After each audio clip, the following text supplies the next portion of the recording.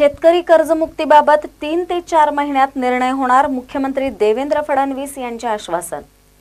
गेले 2 दिवस शेतकरी संपाने राज्यातील वातावरण ढवळून निघाले असताना संपावर तोडगा काढण्यासाठी मुख्यमंत्री देवेंद्र फडणवीस यांनी किसान क्रांतीच्या शिष्टमंडळाशी शुक्रवारी रात्री उशिरापर्यंत चर्चा केली।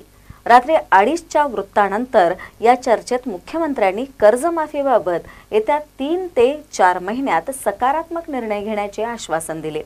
त्याचबरोबर आंदोलन काळातील शेतकऱ्यांवरील गुन्हे मागे घेण्यासाठी त्यांची अनुमती दर्शवली आहे। शेतकरी संपाबाबत व त्यांच्या कर्जमाफीबाबतची चर्चा पहाटेपर्यंत सुरू होती। चर्चेच्या वेळी महसूल मंत्री नामदार चंद्रकांत पाटील, कृषी राज्यमंत्री नामदार सदाभाऊ खोत उपस्थित होते। शेतकऱ्यांची संपूर्ण कर्जमाफी, शेतीमालाला हमीभाव आणि संपादरम्यान शेतकऱ्यांवर दाखल केलेले गुन्हे जोपर्यंत मागे घेतले जात नाहीत तोपर्यंत संप मागे घ्यायचा नाही, या मुद्द्यावर किसान क्रांतीचे नेते बैठकीत ठाम होते।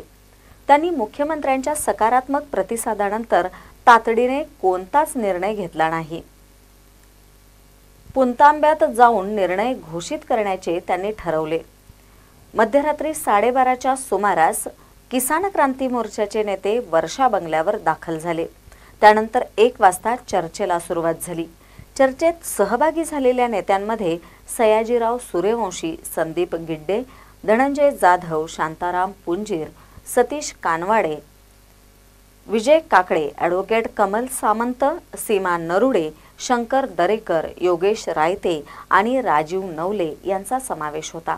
आंदोलनादरम्यान स्वतःचे दूध रस्त्यावर ओतणाऱ्या शेतकऱ्यांवर 307चे गुन्हे दाखल केले आहेत। शेतकऱ्यांचे अटक सत्र सुरू आहे। त्यांना शेतात जाऊन पकडले जात आहे। राज्यात सुमारे 150 ते 200 शेतकऱ्यांना अटक करण्यात आली।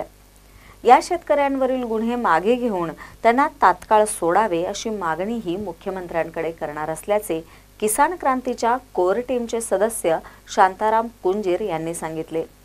मुख्यमंत्र्यांशी चर्चा झाल्यानंतर संपाबाबतचा निर्णय पुणतांब्यातील ग्रामस्थांशी चर्चा करूनच जाहीर करावा असा निर्णय पुणतांब्यातील ग्रामस्थांच्या बैठकीत झालाय। त्यामुळे जो काही निर्णय होईल तो तेथेच जाहीर केला जाणार असल्याचेही ते म्हणाले।